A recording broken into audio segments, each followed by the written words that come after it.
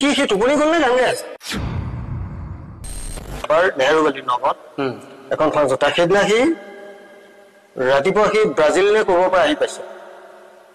মই কথাটো জানো ইয়াৰ পৰা সি ডাইৰেক্ট তাৰমানে নগাঁও ভেৰিয়ালে গৈছে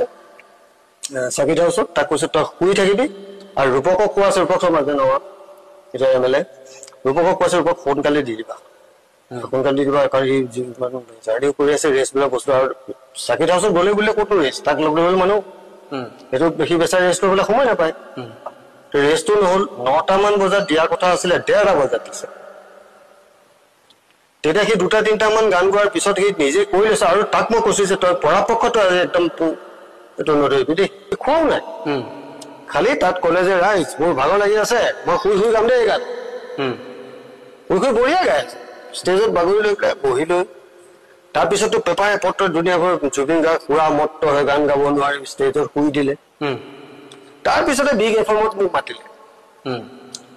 বিগ এফএমত মোক মাতিছিলে ইণ্টাৰেষ্টিং দাদা আহিবচোন আপোনাৰ ইণ্টাৰভিউ এটা লওঁ ভাবি আছো মই ক'লো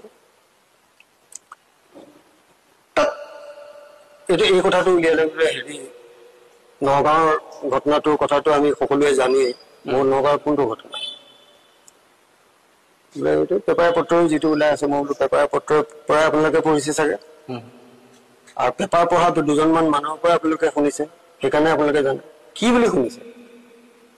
নহয় তাতে কৈছে যে খাই বৈ অৱস্থা নাই থিয় হ'ব নোৱাৰি পেলাই শুই দিলে ষ্টেজত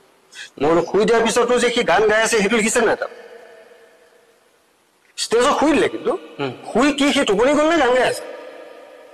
আৰু তাৰ আগতে সি কি কৰি লৈছিলে সেইখিনি কথা তাত লিখিছে নাই আৰু মই পেপাৰ নপঢ়ো ভাল নাপাওঁ তাকে আপোনাৰ পৰা জানিব বিচাৰিছো মই বোলো আপোনালোকে জানিব বিচাৰিছে যদি এইটো কথা কৈ দিওঁ মই জুবিনৰ উকিল নহয় কিন্তু মই জুবিনৰ শত্ৰু নহয় সেই পাৰ্টিকুলাৰ সেইখন ফাংচনত এইটো ঘটনা হৈছে সি আহি পাইছে বাহিৰৰ পৰা আহি সি 4টা বজাত পাইছে নগাঁও চাৰ্কিট হাউচ আৰু তাত ৰেষ্ট ল'বলৈ দিয়া গ'ল তাত জুবিনে কোনো কাৰণত ৰেষ্ট পোৱা নাই মানুহ ইজন মানুহৰ পিছত সিজন মানুহ সি শুওঁ বুলিলেও শুব নোৱাৰে অৱস্থাত আৰু সি কাকো সি হেৰি নকৰে কাকো ৰিফিউজ নকৰে চবকে মাত এটা দিয়ে গতিকে আৰু ফাংচনখন দিয়াৰ কথা আছিলে 9টাৰ পৰা 11টা বজাৰ আগতে ষ্টেজ দিয়াৰ কথা আছিলে যিটো 1:30 বজাত দিছে তেতিয়ালৈকে এজন মানুহৰ কি অৱস্থা হ'ব আৰু আপোনালোকক ডাঠি মই এইটো কওঁ যে জুবিন গাৰ্গে সেইদিনা তেতিয়ালৈকে মত পায় নগাঁও নেহেৰুবালি শিৱসাগৰ আৰু